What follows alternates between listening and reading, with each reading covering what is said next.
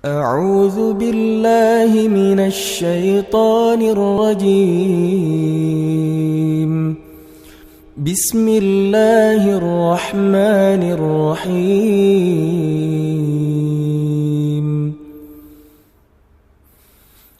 الحمد لله الذي أنزل على عبده الكتاب ولم يجعل له عوجا قيما لينذر بأسا شديدا من لدنه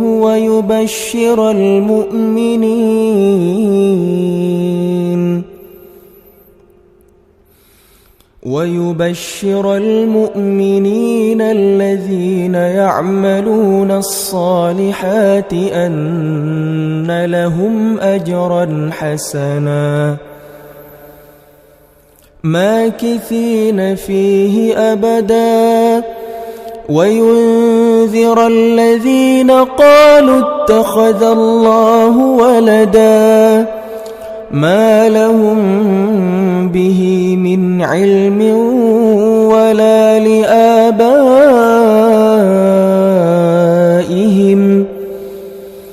كبرت كلمة تخرج من أفواههم إن يقولون إلا كذبا فلعلك باخع نفسك على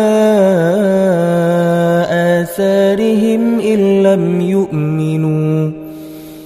إن لم يؤمنوا بهذا الحديث أسفا إنا جعلنا ما على الأرض زينة لها لنبلوهم أيهم أحسن عملا وإنا لجاعلون ما عليها صعيدا جرزا أم حسبت أن أصحاب الكهف والرقيم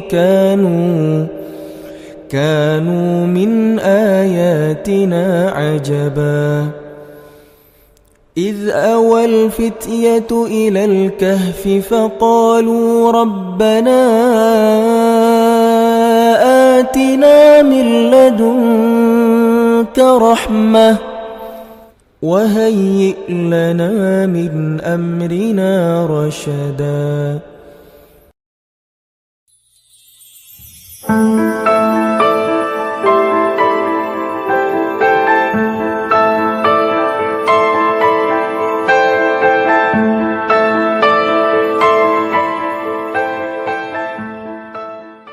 Assalamualaikum warahmatullahi wabarakatuh.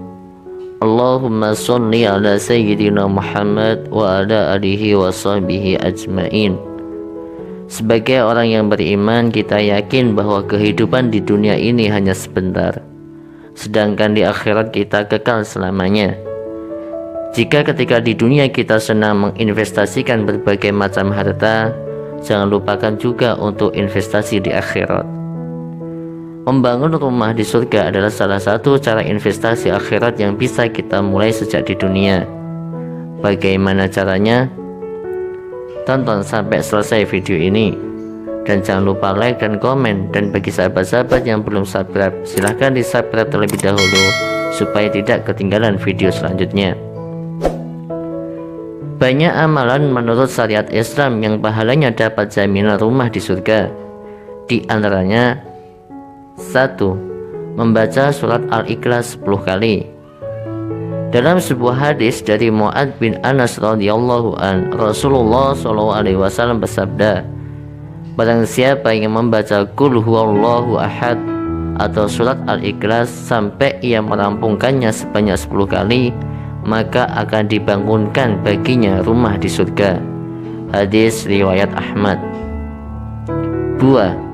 Rutin sholat duha 4 rakaat dan sholat qobliyah zuhur 4 rakaat.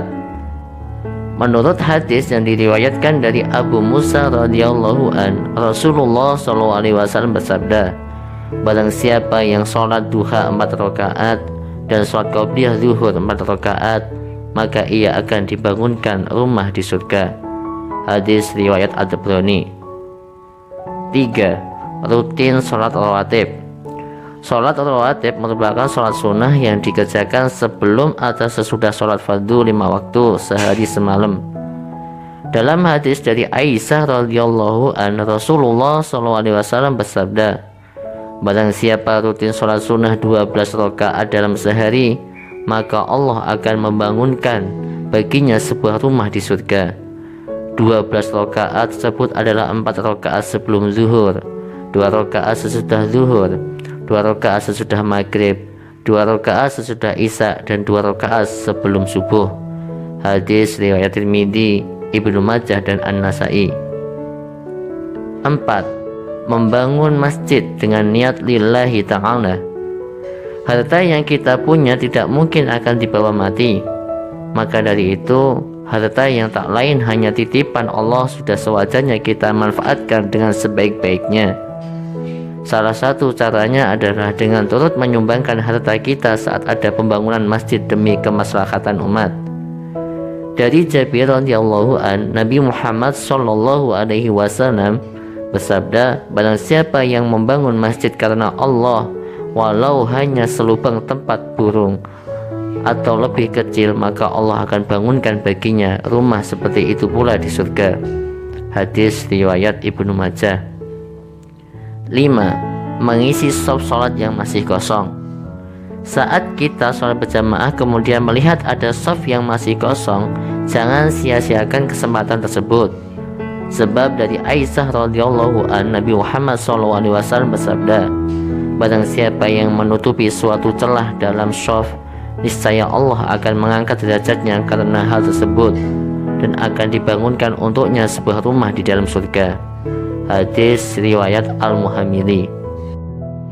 Dari amalan-amalan di atas, meski kedengarannya mudah, tetapi yang paling penting adalah bagaimana kita menjaga konsistensi kita dalam mengamalkan ibadah-ibadah tersebut.